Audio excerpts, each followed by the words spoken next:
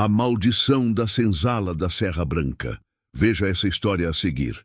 Lá pros lados do sertão velho do Maranhão, escondida entre uma serra torta e um matagal que mais parece véu de alma, tá a ruína esquecida da fazenda Serra Branca. Dizem que ali, onde hoje só tem pedra rachada, cipó grosso e telhado caído, já foi o reinado de um homem tão temido quanto o próprio cão. A casa grande ainda tem as colunas em pé, meio tortas, como se estivessem segurando o céu à força.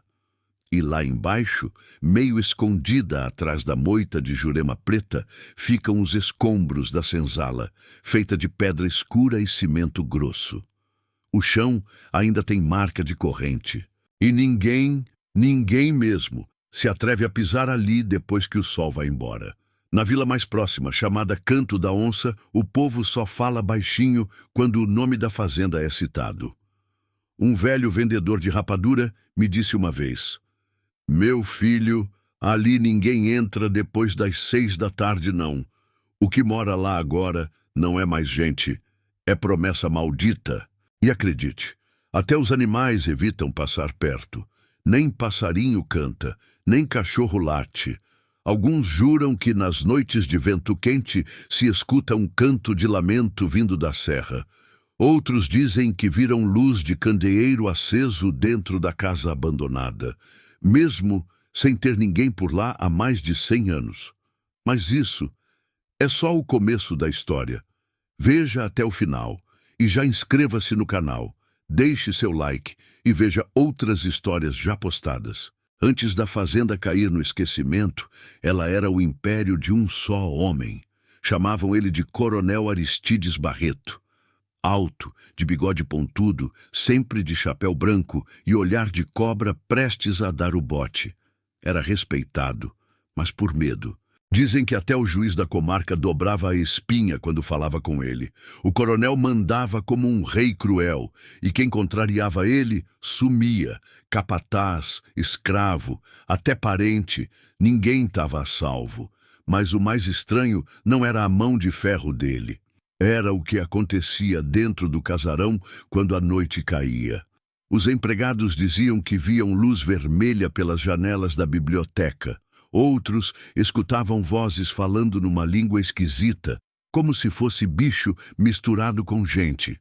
E uma cozinheira jurou ter visto o coronel numa sala acesa por vela preta, cercado de símbolos riscados no chão, com um livro encapado em couro e fechado com tranca de ferro. Esse livro era conhecido como o Livro do Peito da Mata. Um grimório velho, passado por geração de curandeiros, feiticeiros, gente que não devia ter nome. Diziam que lá dentro tinha oração que virava veneno, bênção que virava maldição e nomes. Nomes de coisa que vive na mata e não é deste mundo. E o coronel? O coronel fazia acordos. Prometia oferenda, poder, terra, em troca de proteção e domínio sobre tudo que pisasse em Serra Branca. Mas quem mexe com o que não entende, uma hora paga. Dizem que o coronel fez um pacto errado, que o que ele chamou naquela noite final não era mais da terra, e foi aí que a maldição começou a respirar. Foi numa noite quente, quente demais para o mês de junho. O céu estava limpo até o entardecer, mas lá para as 8 da noite o vento virou de repente, e a serra gemeu como bicho ferido. O povo da vila, acostumado com o clima seco, estranhou logo. "Isso não é tempo de Deus", dizia uma velha benzedeira, olhando o horizonte com o olho torto, e ela estava certa. Do nada, a tempestade caiu com fúria, como se a terra quisesse cuspir alguma coisa que estava enterrada faz tempo. Relâmpago clareava o casarão velho no alto da colina. E foi aí que alguns disseram ter visto ele, o coronel Aristides, sozinho, com uma vela preta na mão, entrando pela porta lateral da senzala. Minutos depois, vieram os gritos. Não eram gritos de dor, eram de desespero. De dentro da senzala ecoava o som de corrente batendo, como se algo estivesse se debatendo preso ou querendo sair. Relatos de pessoas que passaram na Serra Branca. Um dos vaqueiros mais antigos que morava ali perto correu para ver. Mas quando chegou, não havia sinal do coronel. A vela que ele levava ainda queimava no chão de barro, intacta. Mas nenhuma pegada voltava dali. No outro dia, a chuva parou como se nunca tivesse existido. O céu abriu azul, mas o coronel jamais foi visto outra vez. E a senzala ficou fechada com correntes, trancada por ordem dos próprios empregados. Ninguém ousava tocar ali. E quando o novo administrador tentou abrir, as correntes estavam frias como gelo e cobertas de marcas de mão. Alguns diziam que ele pagou pelo pacto quebrado, outros acham que ele ainda está lá dentro, preso entre o mundo dos vivos e o dos mortos. Mas ninguém teve coragem de conferir. Depois do desaparecimento do coronel, a fazenda foi largada de mão, mas a terra nunca descansou. Ao longo dos anos, muitos tentaram voltar. Alguns por ganância, outros por curiosidade e alguns só por ignorância mesmo. Mas todos saíram de lá diferentes. Pedro era um vaqueiro destemido, desses acostumado a lidar com bicho bravo e cobra no terreiro. Diz ele que numa tarde seca de novembro foi atrás de uma novilha que se perdeu pelos lados da serra. Foi parar bem no quintal da fazenda abandonada.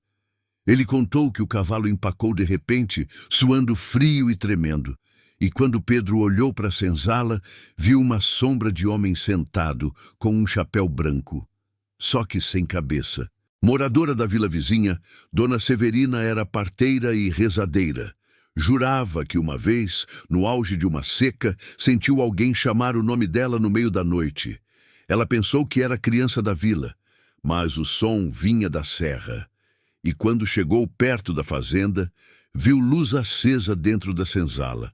Azul, do tipo que não existe em lamparina. O tempo passou.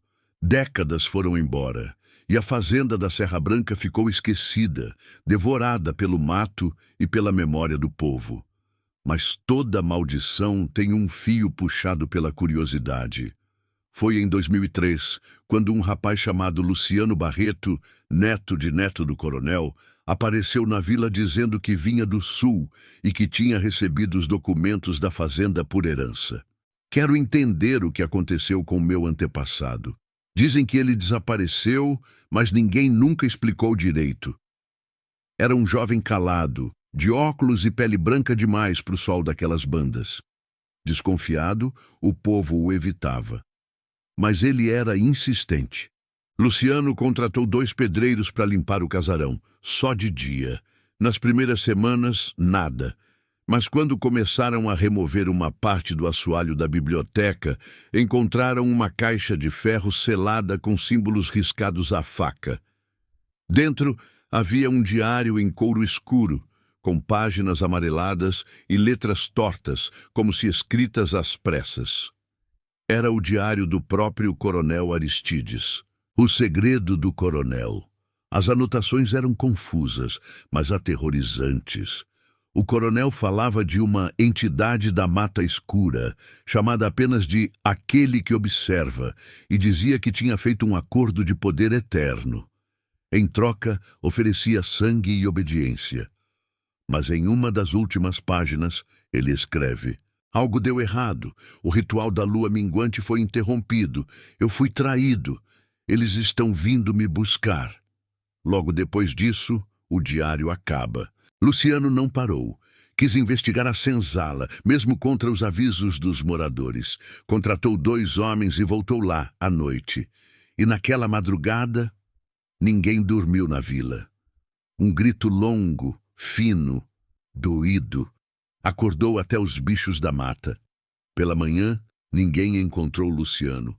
Só um buraco aberto no chão da senzala. E ao lado, o diário queimado com a capa totalmente negra, como se tivesse sido chamuscada por dentro. Alguns dizem que Luciano também foi levado.